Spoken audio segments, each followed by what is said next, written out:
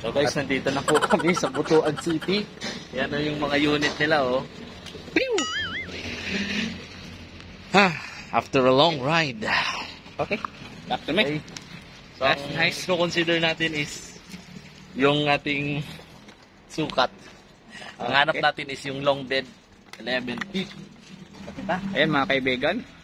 At papunta tayo dito. So, Ano ba? Ano dito sa Binda Baxi? ayos na yun. Kaya nga ni... Ito. Yan, sinukat na.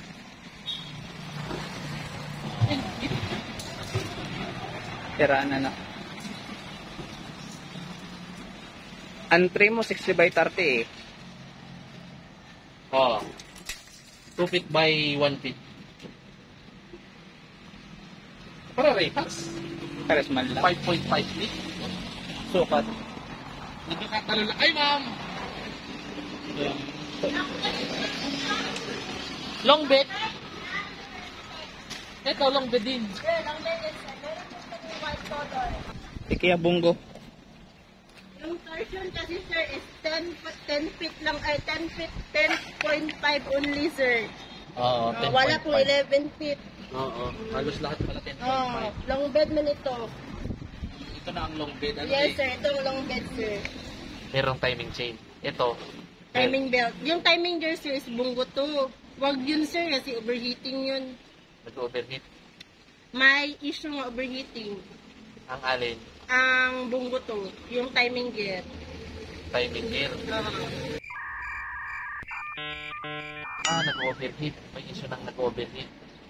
Yes sir. Asan yung CRDI nyo pala nakakuha? Ito sir RDI.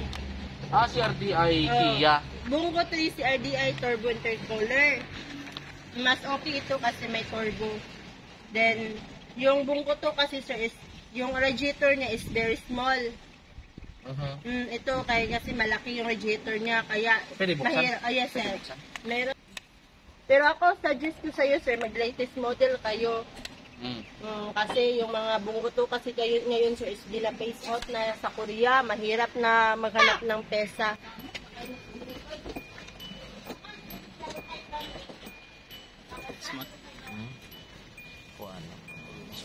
Pwede pa andarin? Kuya, pwede pa andarin to?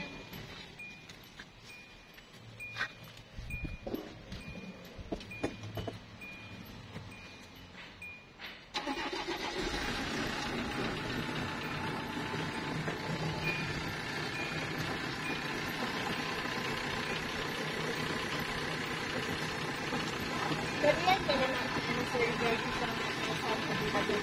Oo. EPS naman to, ate ano? EPS to? EPS, electronic. Itong Yes, sir. steering niya.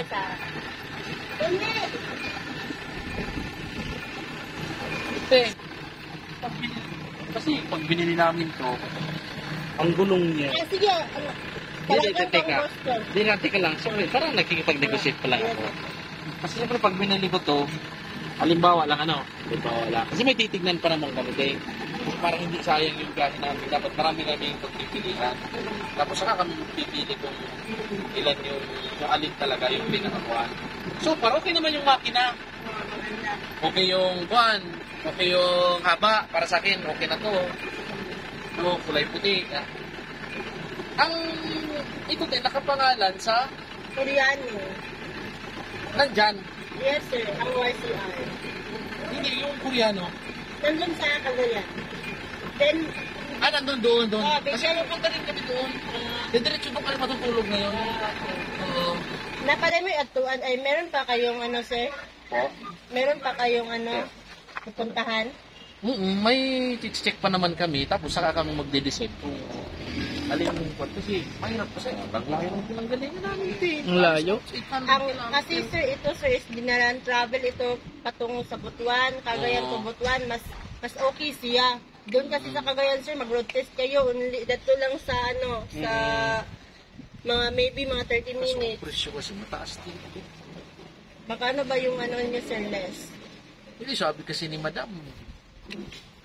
Pwede naman natin na i-less yan. Last price. Sabi ko nga sa Cagayan, nagdaalok ng 280, 285. Sa Cagayan. Kasi yun sir is not the same man kasi sa quality. Yung iba kasi sir, binigyan na lang ng mura kasi ang unit niya is not... Ano po, itong blue, ano yan? Bongo 3 yun sir, same sila. Iya. Okay. Parehas. Ay, kaso may but ano not siya. long bed. Oo, hindi long bed. Pero parehas na makina. Ano kasi Yes, sir, Bongo 3. same engine sir. Oo, kasi pinagkaibaan lang siya. Pero CRDI. para sa akin sir, kung bibili kayo dito sir, is naka-road test na kasi siya sir. 6-hour road test. Kagayan to 6 hours. Muna dito, pakagayan, 6 hours pa? Oh, 6 hours road test. Cagayan to Butuan. Land travel unit. Diyan mo makikita sir kung ang unit mo is okay. Kasi dun sa Cagayan sir, mag-road test yun 30 minutes lang. Pero kung sakali ay, di ba pupunta ako sa, halimbawa, o sa Cagayan, pwede bang doon makipagtawaran? Pwede bang doon makipagtawaran? Pwede sir, kausapin mo si Ma'am Penny. Oo, makipagtawaran doon. Ito para yung kukunin mo, white. kung sakaling sa puti. Oo, okay. sakali. So guys, no, andito na po kami sa Gingo. Ano? Gingoog. Gingoog. Ang pula na ng mga mata namin, oh. Lutang na, oh. Gingoog. Mga lutang na yung ating mga mata. Ilang oras na kitang nagamotor? Sobra na. 24 hours. Kaninang alas 2 ng umaga. Alas 2 na ngayon ng hapon mga kaibigan. Kaya almost 1.5 day na kita. 1.5 day mga kaibigan, oh. Hindi, dami na pa naman kasi naming mga stopover. Tapos syempre, yung mga sakay sa barko, nakakapatagal baga sakay sa barko. Mag-aantay tayo ng ilang oras bago makaalis. Tapos kumain pa. Oh, nasiraan pa. Pambira. So yan, mga kaibigan, no. After na maputulan tayo ng belt, nag-stack up naman yung ating preno. Yan, oh, init, oh. Umusok. Pero okay naman, na solusyon na naman natin. So hopefully malapit na tayo sa Cagayan de Oro, nasa Gingoog na tayo. Dadaan tayo ng Via Claveria. And sana wag maputol ang ating belt. So guys, may nahanap tayo ditong mineral water. So ganyan, okay yan. Yan guys, kung mapansin mo po ninyo, kami po ay nakakita ng isang bukal. O kung sa amin, ang tawag niyan ay saruyong. Yan po, sa sobrang tindi ng uhaw ni boss. Ayan, napainom siya. Napaka-presko. Wow. Excuse me. Come on, oh. Wow. Sarap. Dito lang yan mga kaibigan sa Gingoog. Gingoog. Gingoog. Oh, ang medyas mo mabasa.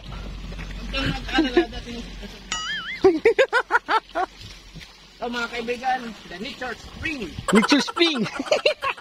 Ang mineral na di nagbabago. Gingoog.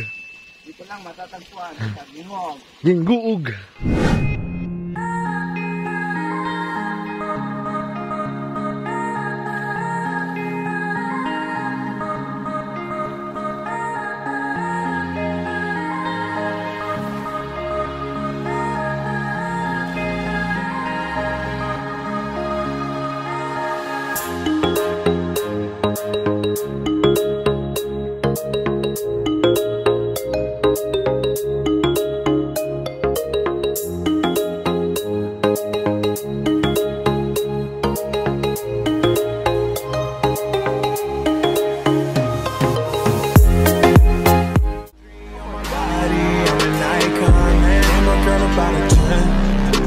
Fuck her